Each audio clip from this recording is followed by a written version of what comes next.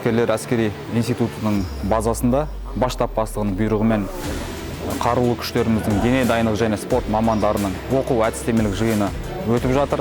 Бізде қарулы күштерде дене дайындығы ол негізгі пән, негізгі бөлік болып табылады.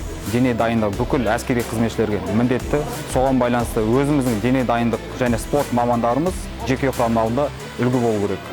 Сол себептен ол кісілермен бізде жылына бір рет жиын өткізеді. Нақты жиында ол кісілердің теориялық білімі, әдістемелік дағдысы және жаттығуларды орындау бойынша қабілеттері бағаланады. Өздеріңіз көріп отырғандай, бүгін гір тасын көтеруден олардың күштік қасиеттері бағаланып жатыр. Бұдан кейін келесі жаттығу төзімділігін бағалаймыз. Нақты жиынның нәтижесінде үздік дене дайындығы және спорт мамандары анықталып, олар министрдің қатысуымен өтетін марапаттау рәсімінде әрқайсысы өзінің құнды сыйлықтарын алатын болады. Жиын біздің мейраммен басталды.